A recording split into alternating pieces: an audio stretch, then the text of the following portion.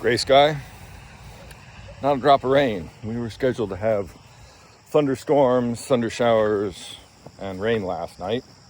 Not a drop has fallen. Higher percentage chance of rain today, but I'll believe it when I see it.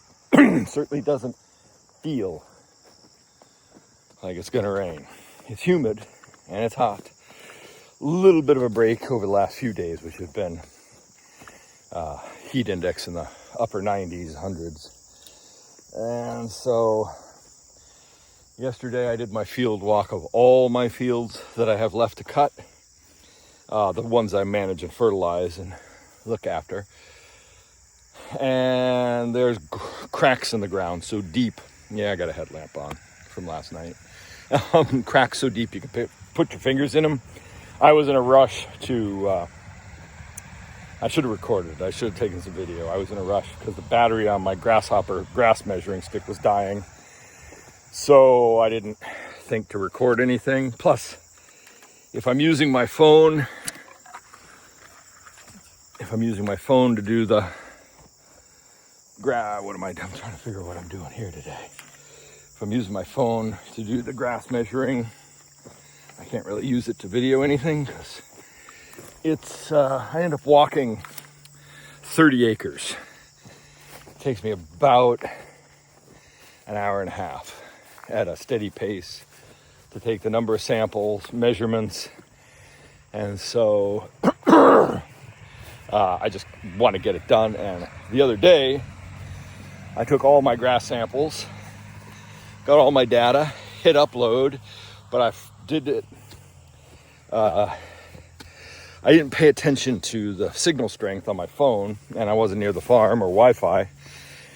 And it only sent up the last 3 samples that I took. So that meant all the data from all the other fields I'd walked was gone and was not going to be compared to yesterday's walk. So there's a hole in my sampling data I'm not happy about because I'm trying to track overall total grass growth. Up there.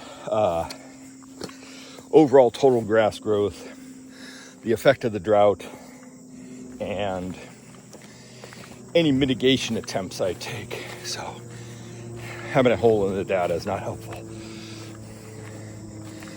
I just came over because this odd purple leaf showed up ahead of me, and it turns out it's turnips. So I did throw some last time back when there was rain. Oh, there's a parsnip. There's another turnip. Last time when there was rain, I threw some fertilizer out, but I also mixed in some warm season annual seeds. So there's a Japanese millet, and I threw in some Japanese millet, some clover, and some turnip seeds. They're here, but we just haven't had any amount of moisture in the last 2 months to grow anything. Just what's here, and I'm afraid if it doesn't rain today or we don't have rain forecast in the next week, this field's going to go brown. And like I said, there were holes in the field, cracks in the ground. I had been hoping to cut the silage fields this week. It was kind of my intention. I'm happy that I'm not going to be, kind of. But there's brown patches in some of the fields. The grass hasn't grown. It's all harvestable now. But none of it's going to head. So I'm just going to let it ride. I also want to delay cutting because I don't want to deplete the ground cover from the field. Now, when you mow a field, it's a lot more even and one height compared to grazed grass. Here, I'm not so worried because there's still 6-8 inches of ground cover over most of the field with the sort of grasses that grow here. It's not like this, but on a hot summer day, the areas that are green and grassy will be much cooler than an area that has next to no grass. And so that just conserves what little moisture there is in the soil. If I cut the field all to one level and we don't get rain for a period of weeks, then I've really set. I don't think there's going to be a third cut this year by any stretch of the imagination, unless things really turn around and we have a warm October. But at this point, I don't want to set things more back than I have to. So happy that I'm not going to be cutting silage this coming week. I do have one field of first cut left to do, and it's in a wetter location, a bit more of a microclimate right on the water, so I'm not quite so worried about the drought effects there. But certainly on our peninsula, it's bad. And in other parts of the state too. That break in not cutting silage will help because the hydraulic oil filler port housing is cracked. And so when I use the remote valves to operate something hydraulically on the back of the tractor, that crack flexes and is getting worse. And it's leaking a lot of hydraulic oil now. I've ordered the new part, but like everything in this world right now, there's chaos, and the company has expanded too rapidly, has split their warehouses, and a lot of parts for most of their tractors are lost somewhere between the two warehouses. And so it's taking months, weeks to get parts because they just can't find them because whoever did the parts transfer is an idiot. TYM has really taken a hit reputationally because of it. And fortunately, it's nothing serious with my tractor. But again, if my tractor was down, I'd be pissed. I can get by. I can just use it to do the little things, like I chipped some brush yesterday with it.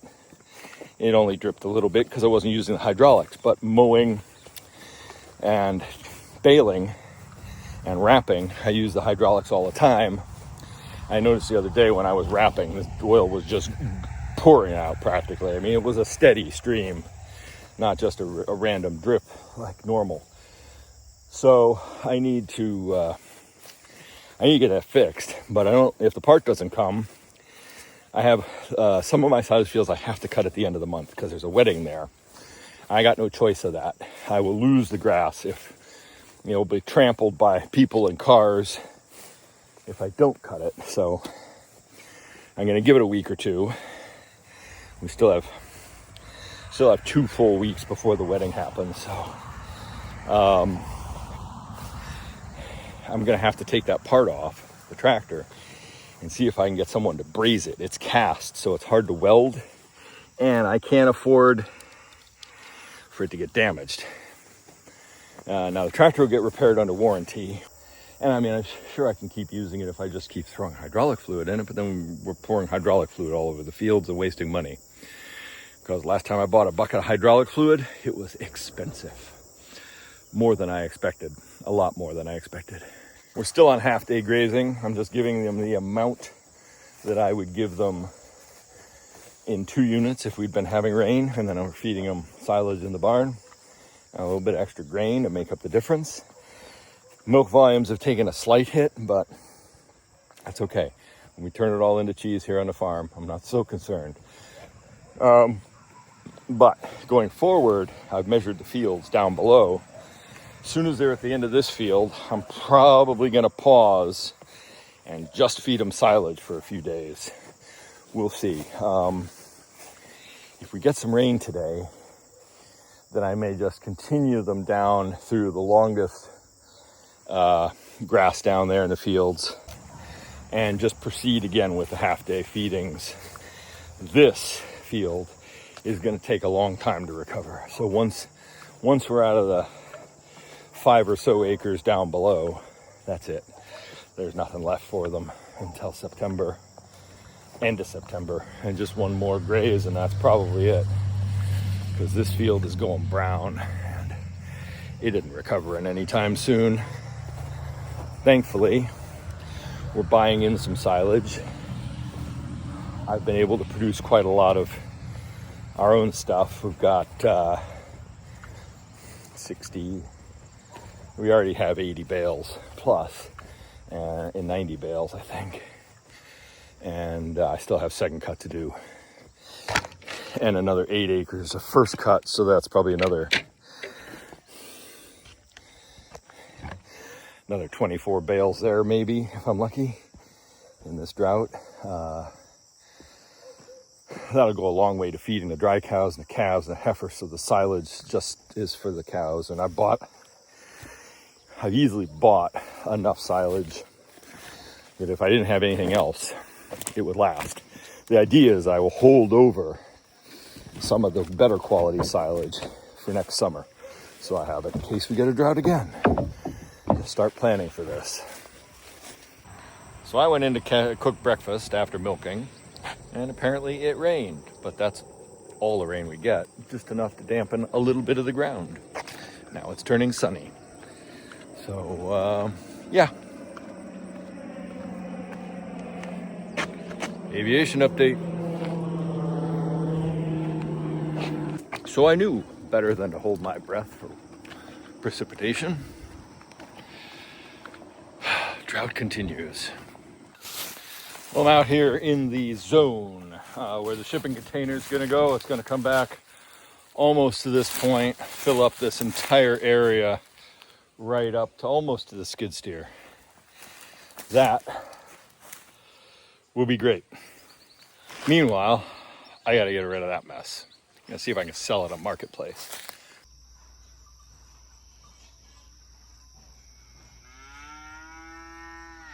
Well, it was another wicked hot day today, and like I figured, we didn't get any rain. It passed us by. Just south of us, thunder showers and torrential rain. Sky got really black here for a while. It looked threatened to rain. We got a mist, and then it rolled away.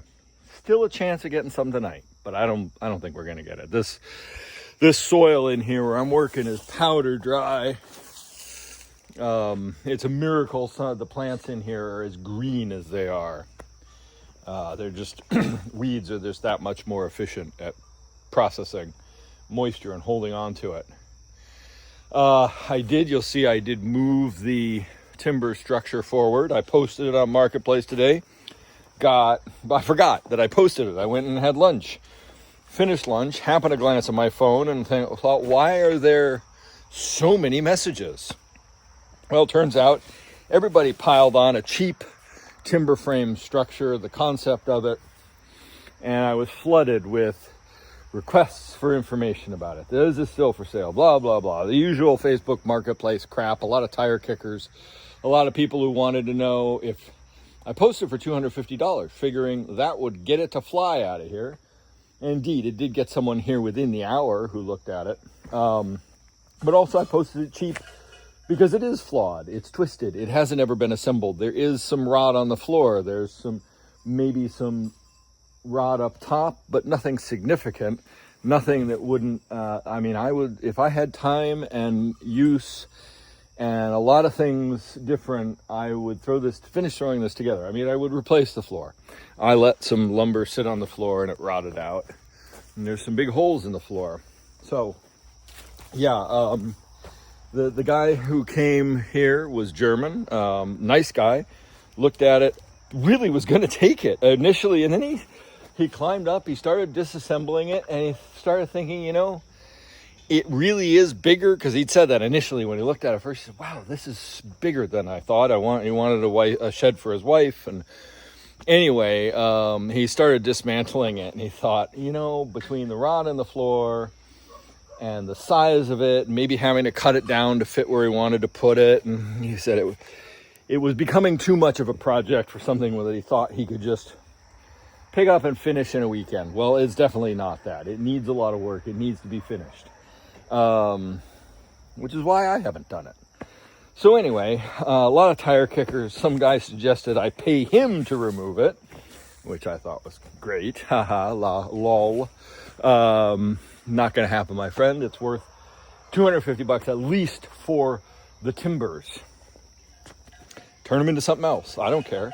But I did drag it forward here after I got this stuff cleared out, because the guy was just going to load it on a trailer. It's too wide for a trailer, though, and too tall to drive down the road legally. I mean, if you want to do it, whatever.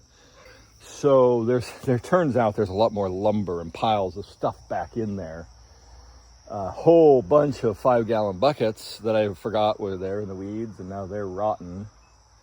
But anyway, since I'm over there, I want to pull out a giant rose thorn bush.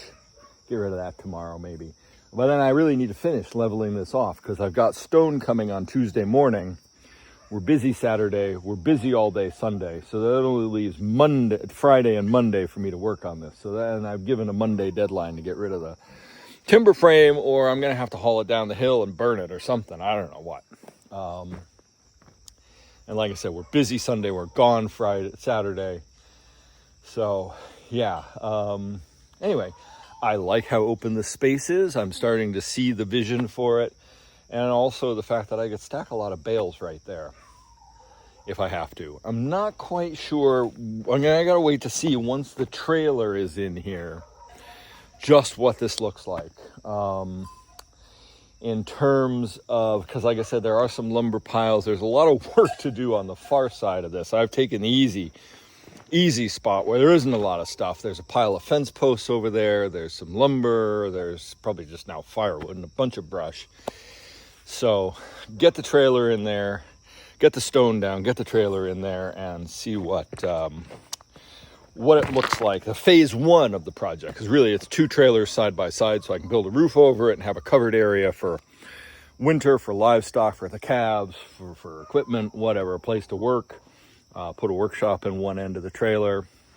Some stuff like that needs to happen. I've needed it for a long time. This little shed, not the timber frame, but the shed beyond it it needs a lot of work, and I think it should go here over the diesel tank, and I could store flammables and all my lubricants and stuff in that shed. But the sills are rotten, the floor's gone. It needs a lot of work. So that's a different set of issues. I've accumulated a big pile of firewood that I've got now cut up and get processed and bagged up for the winter. So yeah, while I'm not hanging this next couple weeks, this is my focus. I got to get this done. I have to have the horse trailer back from the right now it's holding the pigs, so I've got to get it back by September 2nd so I can haul some livestock with it. So yeah, I'm just going to give the pigs some failed cheese. And that's their supper. They have plenty of water. I filled their bucket earlier. And gosh, does it smell in here. It's been a long time since I've had pigs confined like this. It'll be interesting to see what this core is like in the morning.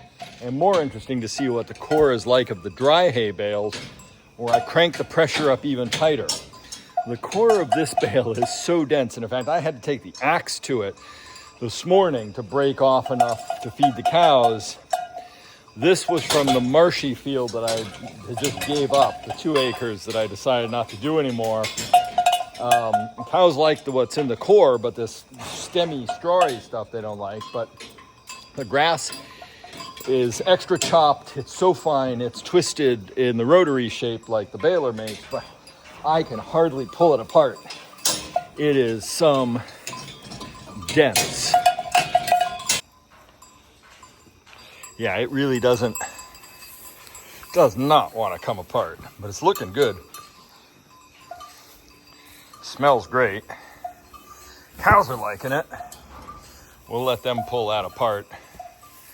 But it'll be interesting to see what the core is here. I have soft core turned on, but on these bales, I turned the pressure up and also the size to try and pack more in so I'd have less to carry back and forth. I just wanted those fields done, and it was mostly dry hay, and the ones I wrapped we'll call haylage, but we'll see what this dry hay bale is. The little half bale I made that I'm opening for the calves, they like it. It smells great, and it's very well chopped. It's nice to feed out.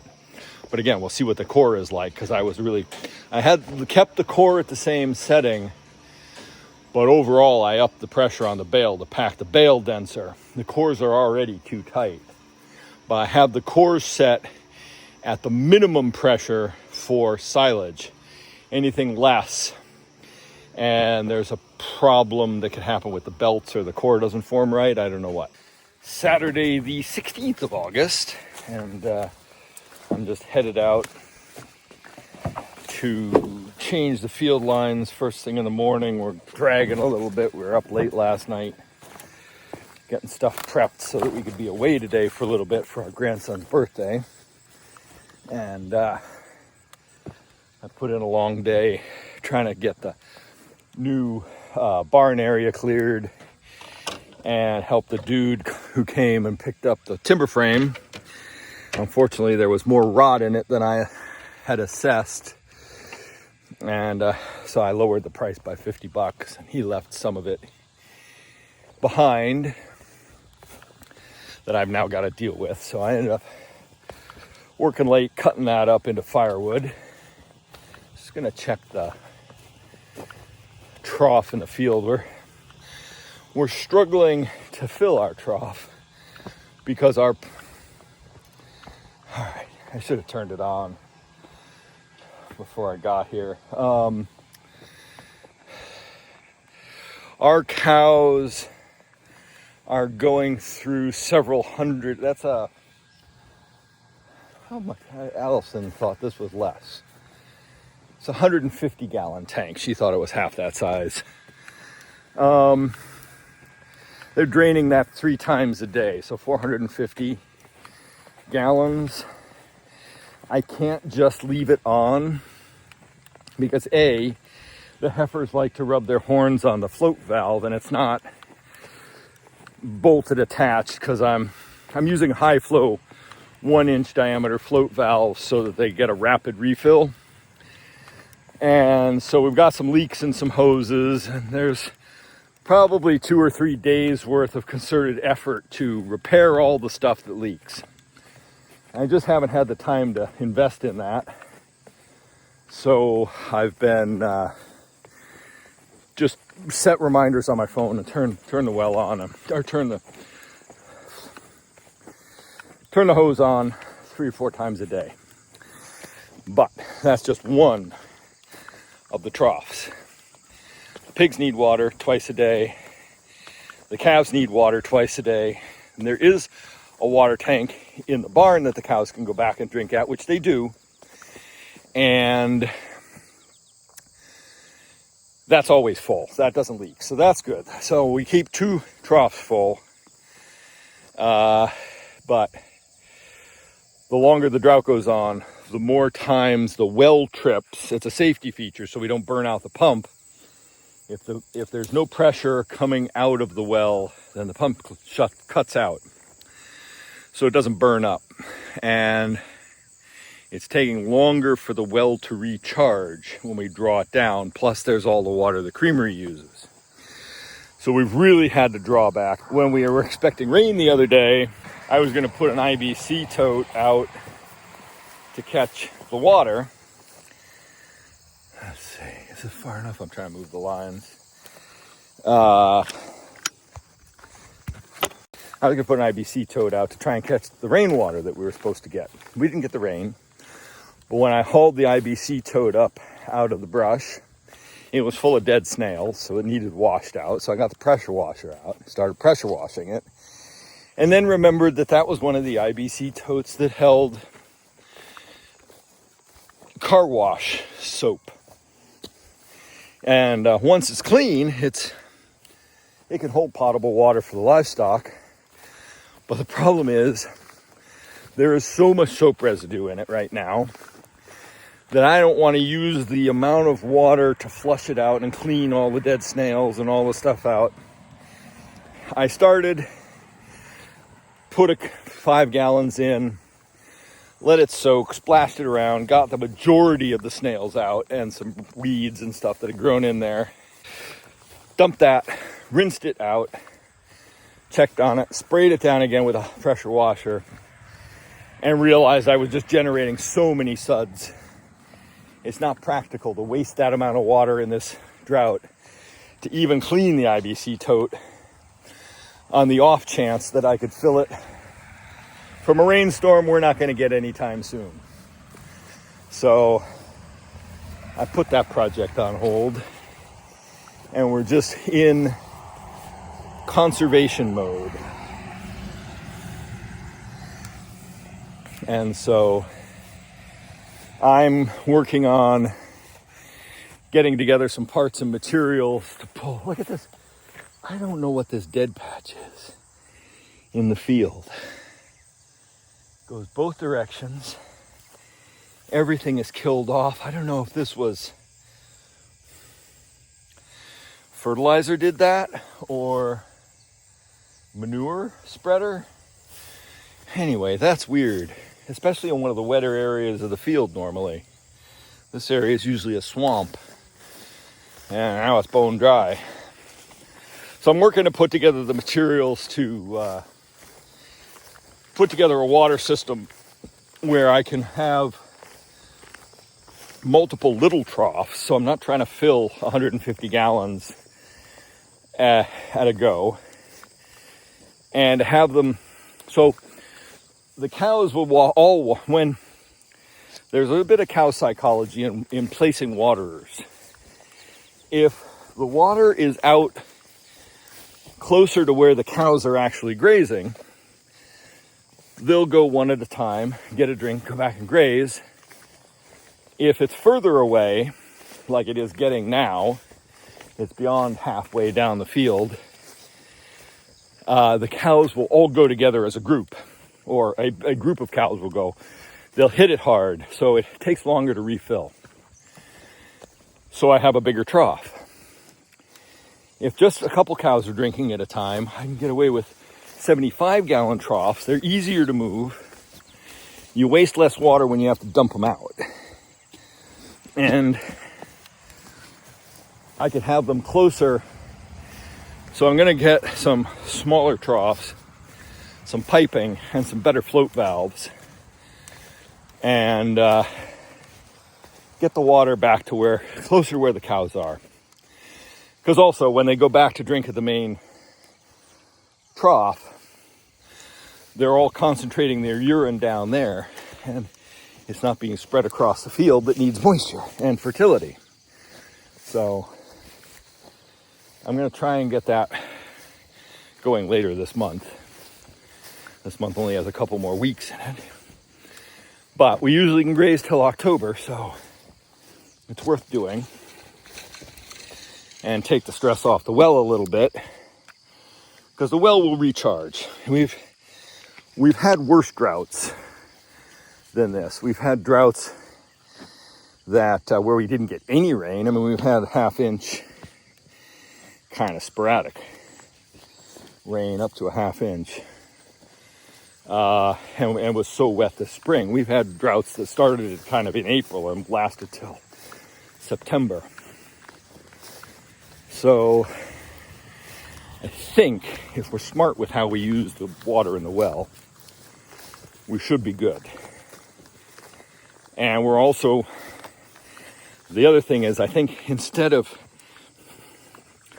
using that IBC tote for collecting rainwater, I also have a plan. Right now, the sink in the bulk tank room drains into a floor drain, which then goes outside into wastewater drainage and disappears. I think we could probably recycle that gray water, because the wash water in the milk room and the bulk tank room could go into an IBC tote, and we could use that for cleaning down the parlor. And then instead of using fresh water to hose down the manure out of the parlor. So that's a plan that I'd like to see get going again before winter. And going forward, that should save us 50 gallons a day. Of course, we have to generate that water, but I think for the most part, we tend to generate about 50 gallons of wash water. So the little calf field here is drying out, but still got enough cover, and there's still enough edible stuff for the calves. I've been doling it out because they're not eating enough of it. If I were just to let them loose in here, they'd just trample it all down and cover the whole thing in manure without actually getting into the value of the feed. And up front, I am happy to report that and in fact everywhere I've planted, except in the fields, any bare spot that I put the Japanese millet, it's waist high. It's really put on a lot of volume, and it's a variety that stays edible, nutritious at height. So it doesn't get stemmy, it doesn't get woody. They'll eat all of it, and including the stalks. So going forward, I think interseeding it could be growing right now. It's drought tolerant. It requires very little moisture, and it loves the heat. So that is definitely something we're going to get a tool to use to manage the summer slump of cool season grass growth and these super hot summers and droughts. Starting to use some drought tolerant annuals to interseed into the pasture, because if this doesn't get some rain, we're definitely not going to be grazing this anymore this month. That just leaves the fields in the forest, which do recover. It's about 8 degrees, 10 degrees cooler down there on a hot day because of the shade of the trees. We're going to start losing that come September, and the more the drought goes on, the less leaves we have. So, but it's also moister down there. I did notice it was starting to dry up. It's less squishy, but there is still moisture in the soil, so that will recover faster. But there's probably only a week's worth of partial day grazing down there, and then we're totally on silage. So we're supposed to get some rain this Sunday, but like the other day where we only got, barely enough to wet the ground, I'm not holding my breath. I will say that it's really helping doling out the grass rather than twice a day, giving them just a segment for once a day, and giving them constant access to hay and silage at the barn has helped keep our milk volume, well, it's lower than we'd like. It's higher than it has been previously when I hadn't done this buffer feeding. And so that's working well. And depending on the heat of the day and where they are in the field, we're getting decent milk volume still. So now that's going to change in a couple weeks when we're just feeding silage. We may have to adjust what they're eating. But for the moment, my trick finally worked with this, and that slab has helped because I can always push up the feed and make sure they constantly have something to eat in front of them. And they'll come in from the field when it's hot, eat at the rail in the barn until they cool down, and then go back out and graze in the afternoon. So rather than have them come back to the barn and not have anything, having that silage out there is definitely worth giving them that little extra feed when I'm restricting what they're eating at the barn. When I'm restricting what they're eating in the field. In addition to parceling out the remaining field there for the calves, I'm also feeding them some hay here at the feed station, which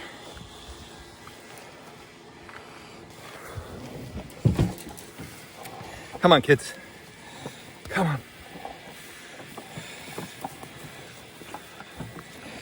We're getting a different trough set up. I'm tired of them knocking the homemade ones around, and then they're also eating the hay off the ground. If I get something that's manufactured, made out of metal, it'll be heavier, and they can't knock it over as easy. They spill the grain. Yeah, a lot of times to get to the end of the barrel, they'll knock it over and spill the grain, which makes a mess, wastes the grain. And I'm just feeding them the hay on the floor here on the ground. And they like to lay on it. So we're gonna get a combination grain hay feeder. So hopefully we can reduce the amount of waste, make it easier to clean up the yard once we move the calves on. But again, we're buffer feeding them. They have access to the grass growing a little section in the field, and then hay. And right now I'm feeding them some of that last hay I made, which is really dry and crispy. And I'm using the silage from the rail, the stuff the cows are rejecting. I'm using that to bed up the pigs who are still living in the horse trailer until I can get the new barn area fixed for them. So hopefully not more than another week.